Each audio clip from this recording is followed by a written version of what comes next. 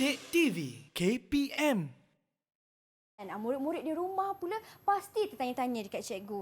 Apa yang kita nak belajar hari ni dalam bahasa Melayu? Katanya petua Tok Nan. Apa tu, siapa Tok Nan tu cikgu? Sebenarnya Tok Nan ini ialah watak dalam cerpen ini. Tok Nan ni banyak memberikan petua. Jom kita belajarlah. Okey, sila cikgu. Baiklah. Baik, tema yang kita akan pelajari pada hari ini ialah anda bersih, anda sihat, dan cikgu akan mengajar berkaitan dengan petua Tok Nan. Ini cerpen petua Tok Nan. Baiklah, seterusnya.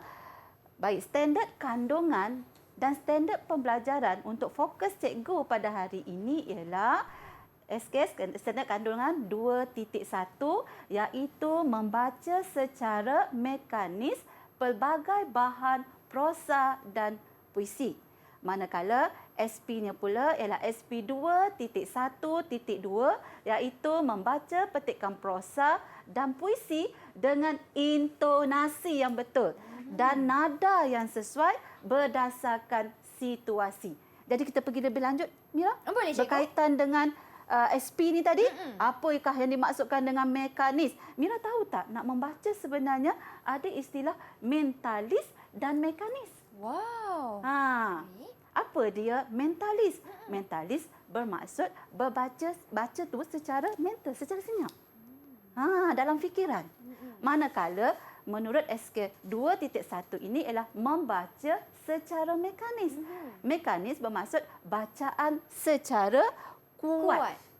Yang mementing apabila kita membaca secara kuat, maka perkara yang dipentingkan ialah intonasi dan nada.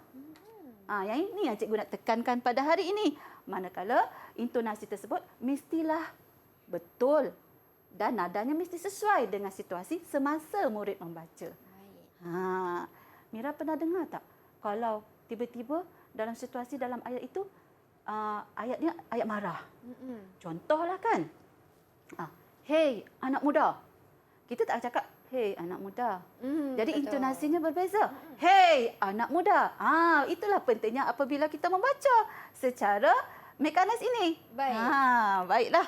Seterusnya kita teliti pula apakah dalam SP 2.1.2 ini membaca petikan prosa dan puisi dengan intonasi yang betul dan nada yang sesuai berdasarkan situasi.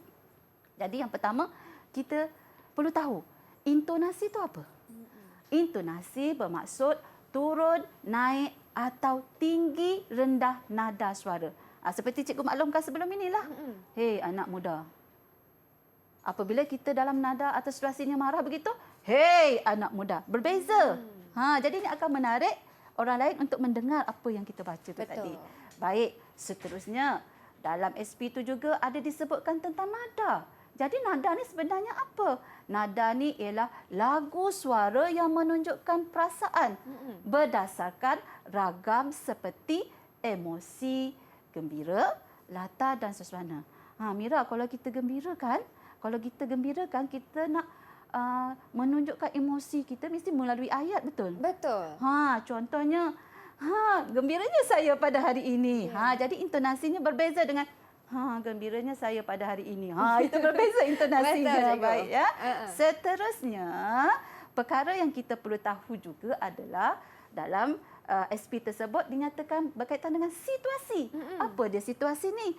Situasi ialah suasana yang meliputi pelbagai keadaan dan tempoh masa.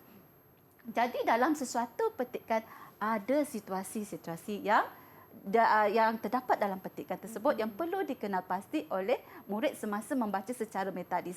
Mental steady. Kemudian apabila membaca secara mekanis, diluahkan, dinyatakan, dituturkan dengan cara yang mengikut situasi tersebutlah. Betul. Itulah pentingnya membaca. Baik, seterusnya cikgu sisipkan juga di sini ya Mira. Standard kandungan 4.1 iaitu memahami dan mengapresiasi karya sastra. Hal ini dikatakan demikian kerana murid akan membaca karya sastra iaitu cerpen Tok Nan. Jadi cerpen ialah termasuk dalam karya sastra. Manakala standard pembelajaran dia ialah 4.1.1 iaitu memahami dan mengapresiasi untuk menghubungkan aspek yang menarik dalam prosa moden dan prosa tradisional. Jadi kita tengok seterusnya. Apakah maksud memahami? Biasanya pelajar akan cakap, cikgu saya faham apa yang saya baca ni. Cikgu saya faham, cikgu faham sangat. Tapi apabila ditanya apa yang kamu faham? Tak tahu nak jawab. Jadi memahami bermaksud tahu dan mengerti benar cara sebutan, intonasi dan makna semasa membaca. Manakala mengapresiasi ialah pengiktirafan dan penghayatan nilai sesuatu karya sastra atau karya seni. Begitulah kita dah mengkaji berkaitan dengan berkaitan dengan SP tadi, iaitu pertama kemahiran membaca dan yang cikgu kedua, sentuh juga aspek seni bahasa yang dimasukkan dengan kemahiran membaca pada hari ini, Mira. Didik TV KPM